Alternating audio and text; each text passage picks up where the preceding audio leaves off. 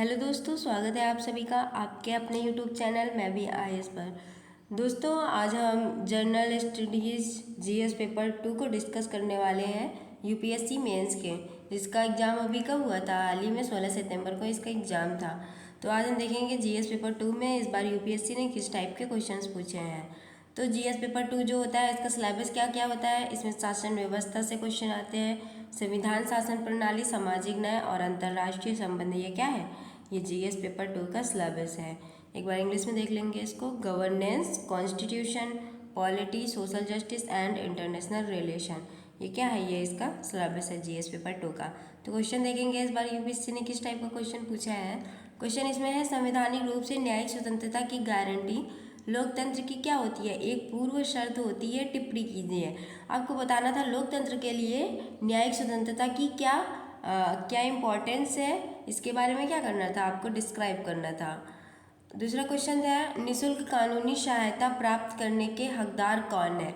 आपको बताना था इसमें जो फ्री कानूनी सहायता होती है, इसको प्राप्त करने के कौन कौन से लोग हकदार होते हैं। निःशुल्क कानूनी सहायता के प्रतिपादन में राष्ट्रीय विधि सेवा प्राधिकरण की भूमिका का आकलन कीजिए। इसमें आपको राष्ट्रीय विधि सेवा प्राधिकरण के बारे में भी क्या करना था, बताना था, और इसकी क्या भूमिका होती है इसको भी लिखना था। तीसरा क्वेश्चन पूछा गया था, भारत के राज्य, शहरी, स्थानीय निकायों को कार्यात्मक एवं वित्तीय दोनों ही रूप से सशक्त बनाने के प्रति अनिच्छुक प्रतीत होते हैं, टिप्पणी कीजिए। आपको बताना था कि जो भारत के राज्य हैं, शहरी, स्थानीय निकायों को कार्यात्मक और वित्तीय दोनों ही रूप में क्या कर रहे हैं, सशक्त बनाने के प्रति क्या दिखते हैं, वो अनिच्छुक दिखते हैं, मतलब उनमें उनकी इच्छा नहीं दिखती है। तो आपको क्या करना था, इसको लिखना था डिस्क्राइब करके। अगला जो क्वेश्चन पूछा गया था, क्वेश्चन क्या था, संसदीय संप्रभुता के प्रति ब्रिटिश एवं भारतीय दृष्टिकोणों की तुलना करें और अंतर बताएं। आपको संसदीय संप्रभुता के बारे में जो ब्रिटिशों का है और भारतीयों का क्या दृष्टिकोण है, और दोनों दृष्टिकोणों के बीच में क्या करनी थी, तुलना करनी थी और अंतर बताना था। अगला जो क्वेश्चन है, विधायी कार्यों के संचालन में व्यवस्था एवं निष्पक्षता बनाए रखने में और सर्वोत्तम लोकतांत्रिक परंपराओं को सुगम बनाने में राज्य विधायिकाओं के पीठासीन अधिकारियों की भूमिका की विवेचना कीजिए। तो दोस्तों, जब हम क्वेश्चन पढ़ते हैं, सबसे पहले क्या इंपॉर्टेंट होता है, इसके की पॉइंट हमको देखना चाहिए, इसमें क्या क्या की पॉइंट है, तभी क्या करेंगे हम अच्छे से आंसर राइटिंग कर सकते हैं। तो क्वेश्चन क्या है, विधायी कार्यों के संचालन में व्यवस्था एवं निष्पक्षता बनाए रखने में और सर्वोत्तम तांत्रिक परंपराओं को सुगम बनाने में जो राज्य विधायिकाएं होती हैं कि पीठासीन जो अधिकारी होते हैं, इनकी क्या क्या भूमिका होती है, इसके बारे में क्या करना था, आपको लिखना था। जो अगला क्वेश्चन है वो क्या है, मानव संसाधन विकास पर पर्याप्त ध्यान नहीं दिया जाना भारत की विकास प्रक्रिया का एक कठोर पक्ष रहा है। ऐसे उपाय सुझाइए जो इस अपर्याप्तता को दूर कर सके। आपको बताना था कि जो मानव संसाधन विकास पर पर्याप्त ध्यान नहीं दिया जा रहा है, भारत की विकास प्रक्रिया को क्या है ये कठोर पक्ष है, और आपको क्या करना था, इसमें उपाय बताने थे। अगला क्वेश्चन क्या है, भारत में बहुराष्ट्रीय निगमों के द्वारा प्रभावशाली स्थिति के दुरुपयोग को रोकने में भारत के प्रतिस्पर्धा आयोग की भूमिका पर चर्चा कीजिए। आपको इसमें क्या करना था, प्रतिस्पर्धा आयोग की भूमिका का विवरण करना था, किसके पक्ष में, भारत के राष्ट्रीय निगमों के द्वारा प्रभावशाली स्थिति के दुरुपयोग को रोकने में। अगला क्वेश्चन क्या है, अभिशासन के एक महत्वपूर्ण उपकरण के रूप में ई शासन ने सरकारों में प्रभावशालिता, पारदर्शिता, जवाबदेहिता का आगाज कर दिया है। कौन सी अपर्याप्तताएं इन विशेषताओं की अभिवृद्धि में क्या करती हैं, बाधा बनती हैं। तो क्या आपको बताना था कि ई शासन ने सरकार में क्या क्या कर दिया है, प्रभावशालिता, पारदर्शिता और जवाबदेहिता का क्या कर दिया है, एक आगाज कर दिया है ना। और कौन सी अपर्याप्तताएं इन विशेषताओं की अभिवृद्धि में क्या बनती हैं, बाधा बनती हैं, उनको भी क्या करना था, लिखना था।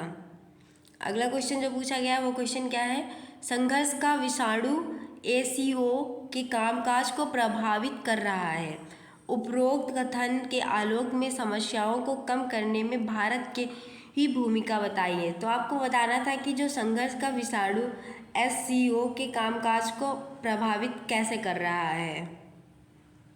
अगला क्वेश्चन जो पूछा गया है वो है, भारत का संविधान क्या है? अत्यधिक गतिशील क्षमताओं के साथ जीवंत यंत्र है। यह प्रगतिशील समाज के लिए बनाया गया एक संविधान है। जीने के अधिकार तथा व्यक्तिगत स्वतंत्रता के अधिकार में हो रहे निरंतर विस्तार के विशेष संदर्भ में उदाहरण सहित क्या करना था? व्याख्या देनी थी। जो अगला क्वेश्चन पूछा गया है वो क्या है? प्रासंगिक संवैधानिक प्रावधानों और निर्णय विधियों की मदद से क्या करना है? लैंगिक न्याय के संवैधानिक परिप्रेक्ष्य की क्या करना है? व्याख्या कीजिए। इसमें कह रहे हैं कि संवैधानिक जो प्रावधान है और निर्णय है विधियों की मदद से क्या करना है? लैंगिक न्याय के संवैधानिक पक्ष की क्या करनी है? व्याख्या करनी है। अगला है, संघीय सरकारों द्वारा 1990 के दशक के मध्य में अनुच्छेद 356 के उपयोग की कम आवृत्ति के लिए जिम्मेदार विधिक एवं राजनीतिक कारकों का क्या करना है? विवरण देना है। कि क्या हो गया? क्वेश्चन क्या बोल रहा है कि जो संघीय सरकारें थी 1990 के मध्य में क्या हुआ? अनुच्छेद 356 था, इसके उपयोग की क्या हो गई? कम आवृत्ति हो गई। यानी क्या हुआ? इसका उपयोग कम करने लगे। तो इसके पीछे क्या क्या विधिक और राजनीतिक कारक थे उसके बारे में क्या करना है? आपको विवरण देना है। अगला जो क्वेश्चन है, भारत में राज्य विधायिकाओं में महिलाओं की प्रभावी एवं सार्थक भागीदारी और प्रतिनिधित्व के लिए नागरिक समाज समूहों के योगदान पर विचार कीजिए। इसमें कह रहे हैं कि भारत में जो राज्य विधायिकाएं हैं इसमें महिलाओं की प्रभावी एवं जो सार्थक भागीदारी और प्रतिनिधित्व के लिए जो नागरिक समाज समूह है इन्होंने किस प्रकार से अपना योगदान दिया है, उनके योगदानों का क्या करना था? विवरण देना था।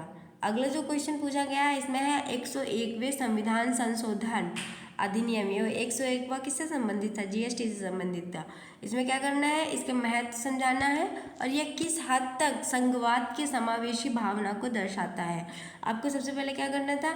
101 संविधान संशोधन क्या है इसको क्या करना था? इसको डिस्क्राइब करना था, प्लस इसकी इम्पोर्टेंस क्या है उसको भी क्या करना था? उसको भी डिस्क्राइब करना था। और आपको फिर बाद में बताना था कि यह किस हद तक क्या है? संघवाद के समावेशी भावना को क्या करता है? दर्शाता है। उसको क्या करना था? विवरण देना था उसका। जो अगला क्वेश्चन पूछा गया है क्वेश्चन नंबर 16, वो क्वेश्चन क्या है? संसदीय समिति प्रणाली की संरचना को समझाइए। भारतीय संसद के स्थानीयकरण में वित्तीय समितियों ने कहाँ तक मदद की है? सबसे पहले आपको क्या इसमें बताना था? संसदीय समिति प्रणाली क्या है, इसकी संरचना क्या है, ये आपको समझाना था। फिर उसके बाद भारतीय संसद के स्थानीय संस्थानीकरण में वित्तीय समितियों ने कहाँ तक मदद की है, ये आपको क्या करना था? डिस्क्राइब करना था। जो अगला क्वेश्चन पूछा गया है क्वेश्चन नंबर 17, वो क्वेश्चन क्या है? वंचितों के विकास और कल्याण की योजनाएं अपनी प्रकृति से ही दृष्टिकोण में भेदभाव करने वाली होती हैं। क्या आप सहमत हैं? उत्तर के पक्ष में कारण बताइए। आपको बताना है कि जो वंचित हैं यानी कि जिनको जो सुविधाएं नहीं मिल रही हैं उनके विकास और कल्याण की जो योजनाएं बनाई जाती हैं वो क्या है? अपनी प्रकृति से ही दृष्टिकोण में क्या होती हैं? भेदभाव करने वाली होती हैं। क्या आप इस बात से सहमत हैं? आपको इसके पक्ष में क्या करना था? उत्तर देना था। अगला क्वेश्चन है, विभिन्न क्षेत्रों में मानव संसाधनों की आपूर्ति में वृद्धि करने में कौशल विकास कार्यक्रमों ने सफलता अर्जित की है। इस कथन के संदर्भ में शिक्षा, कौशल और रोजगार के मध्य संयोजन का क्या करना था? विश्लेषण देना था। इसमें क्वेश्चन क्या पूछा गया है कि जो मानव संसाधन है इनकी जो आपूर्ति में वृद्धि करने में कौशल विकास कार्यक्रम जो है इन्होंने सफलता अर्जित की है। इस कथन में शिक्षा, कौशल और रोजगार के मध्य क्या करना था? संयोजन का विश्लेषण देना था। अगला जो क्वेश्चन पूछा गया है नाटो से, देखिए नाटो जो अभी हाल ही में चर्चा में था उससे क्वेश्चन पूछा गया है। क्या है इसमें? नाटो का विस्तार एवं सुदृढ़ीकरण और एक मजबूत अमेरिकी यूरोप और रणनीतिक साझेदारी भारत के लिए अच्छा काम करती है। इस कथन के बारे में क्या करना है, आपकी क्या राय है? अपने उत्तर के समर्थन में कारण और उदाहरण देना था। आपको बताना था कि जो नाटो का विस्तार है एवं सुदृढ़ीकरण है और एक मजबूत अमेरिका यूरोप रणनीतिक साझेदारी भारत के लिए अच्छा काम करती है, इसके पक्ष में क्या बताना था, आपको उत्तर देना था। अगला जो क्वेश्चन पूछा गया है, क्वेश्चन क्या है, 20वां क्वेश्चन है, ये लास्ट क्वेश्चन है। क्वेश्चन क्या है, समुद्र ब्रह्मांड का एक क्या है, महत्वपूर्ण घटक है। उपरोक्त कथन के आलोक में पर्यावरण रक्षण और समुद्री संरक्षण एवं सुरक्षा को बढ़ाने में IMO अंतर्राष्ट्रीय समुद्री संगठन की क्या करना था, भूमिका की चर्चा करनी थी। क्वेश्चन क्या पूछ रहे हैं इसमें कि जो समुद्र ब्रह्मांड का क्या है, एक महत्वपूर्ण घटक है, ठीक है। फिर इसमें बता रहे हैं कि उपरोक्त कथन के आलोक में पर्यावरण रक्षण और समुद्री संरक्षा एवं सुरक्षा को बढ़ाने में अंतर्राष्ट्रीय समुद्री संगठन की भूमिका का विवरण दे रहा था। तो दोस्तों ये कौन सा है, ये GS पेपर 2 है। पूरे क्वेश्चन हमने देख लिए किस टाइप के इस बार UPSC में क्वेश्चन पूछे गए हैं। तो दोस्तों अगर आपको वीडियो अच्छा लगा हो तो कमेंट बॉक्स में ज़रूर बताएं। अगर अच्छा लगा है तो इसे लाइक करें, शेयर करें, सब्सक्राइब करें। Thank you.